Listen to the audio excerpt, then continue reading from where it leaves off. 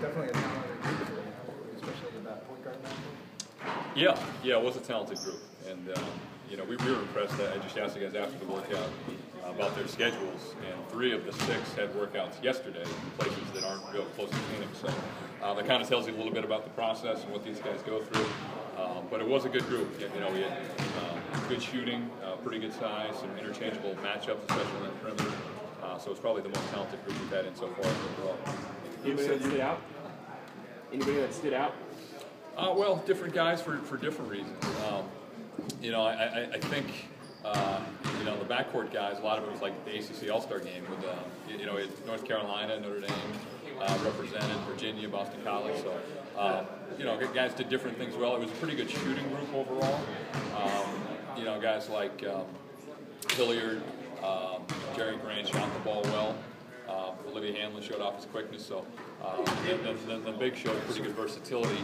Rashawn Holmes blocked a lot of shots. Darian Atkins, was in the right spot a lot of times defensively. He's showed good physicality, and then Tokido with his length, kind of defensive ability is pretty unique. So I think like I said, of the groups we've had in so far, this group probably have the most guys who get drafted out.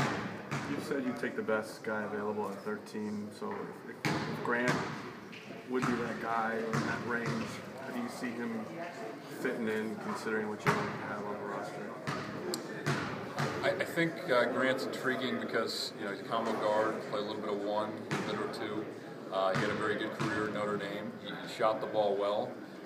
He comes from a good pedigree, good basketball family, and his brother's in the league, 76ers. His dad, uncle, obviously played a long time. So, we value that. We like the way Notre Dame plays. We like their style. We think it's kind of how we play or how we'd like to play. He's an intriguing guy. We're going to get a chance to spend some more time with him after the workout, but he certainly showed well today. Decision making, he didn't turn the ball over a lot considering as the ball was in his hands. Could you see that today, or just in general with him this senior year? Yeah, you could, and I think some of that is basketball IQ and intelligence, and some of that is coaching. Certain teams have good systems where they value the ball and don't turn it over. Notre Dame's one, Wisconsin comes to mind as another. So you can see that some of their players are pretty well trained, but at the same time, a lot of it is instincts, and he made some nice passes out here today, especially in the 3-on-3 action. You think that he could defend both positions at this level? I do. Yeah, size-wise, he's kind of bigger than I guess what you think of as traditional 1, maybe a little smaller than a 2. But he's got decent strength, decent length, pretty good quickness. So yeah, I do. Of all the sort of facets of your job, how much do you enjoy this part of it, having guys here, getting to talk to them? It's fun. It's enjoyable because the process is so thorough, or I guess so involved throughout the year. For really about 10 months, our scouts travel the world. They watch film, they watch practice, they talk to coaches, they gather all kinds of information about the players, but really only for the months of May and June can we interact with them.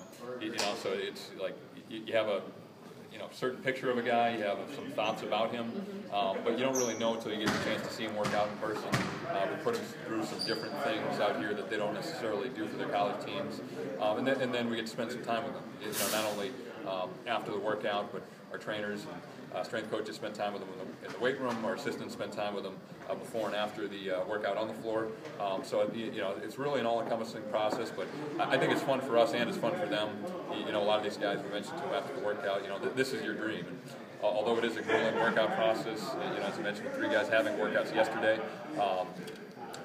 Keep in mind the light at the end of the tunnel and the big picture and kind of what you're about to accomplish or what you may potentially accomplish here a month from now. I think it's pretty special.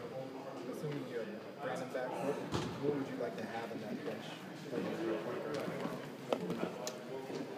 Some versatility would be good. Guy can slide between the 1 and the 2.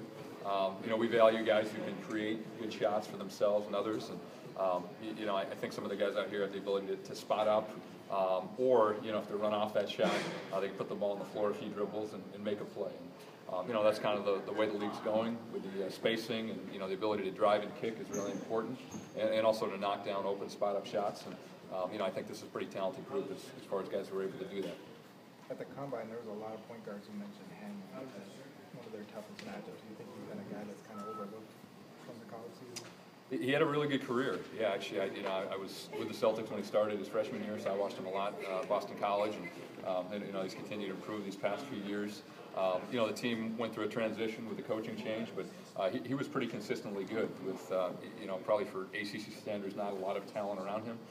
So he's an impressive kid. He's an impressive player. He showed good quickness today, and he's had the ball in his hands a lot over the past 3 years, and I think a lot of the times that helps expedite the learning curve, especially when you're playing with a less talented team, because you do have the ball and you have to make decisions under against a lot of defenses that are designed to either slow you down or try to get the ball out of your hands. So sometimes obviously it's a challenge going from the college to the NBA level, but sometimes a guy like him might see less attention at the NBA level than he did in college, just because of the players who were around him. With what Atkins did at Portsmouth, did that open up eyes, or was he someone that was kind of already on the radar for you? Yeah, I think with the Virginia guys, not just Atkins, but a few of them, their system maybe doesn't lend itself to showing up great statistically and things like that, but they won a lot of games, and they were as good defensively as of a college team as I've seen in a long time. Especially when they're healthy early in the year, they tailed off a little toward the end, but they got off to a great start this season, and he was a big part of their defense. I believe he was, first team all defense in the ACC, maybe conference defensive player of the year. So I think they have so many talented guys, and their games are so low scoring and there's so few possessions, it can be hard to single one out during the year. But like in Portsmouth or in this kind of environment, if you're able to see what he's able to do and his versatility, and show a little bit of an offensive game today too. He's pretty good, pick and pop guy from the mid range. So he's an impressive guy, impressive physical specimen for a guy that age, and coming out of a program like that, he's going to play tough, he's going to defend, and he's really going to value winning. His size, matching up against some of the bigger forwards, or is he more suited for that small forward position? Well, I don't think necessarily. I think a lot of teams are going with, quote unquote, undersized forwards who are versatile. Can guard guys up to the three-point line, but also hold their position in the post. So I think he's able to do that. Draymond Green's having a lot of success in that kind of role right now. He's a guy that slipped to the second round because he didn't fit the kind of positional box, the prototypical size and length and all that. So I think he's probably more suited to be that kind of four. Does Tokoto have to show a reliable shot to be in the NBA, or does he have already skills defensive-wise and athletic? Yeah, he does a lot of nice things. He's got good length, as you mentioned, good defensive ability. He has a lot of steals, passes the ball pretty well. You can tell he's been working on his shooting, and it has improved from what we've seen in North Carolina. But there's still some work to do there. But he has, I think, a willingness and the ability to be a good defender, and I think he's got to embrace that role. So, shooting is something that takes time for any of these guys going from the college line to the NBA line, and like I said, you can tell he's worked on it. But he has a lot of things and does a lot of things that you can't teach. Thanks.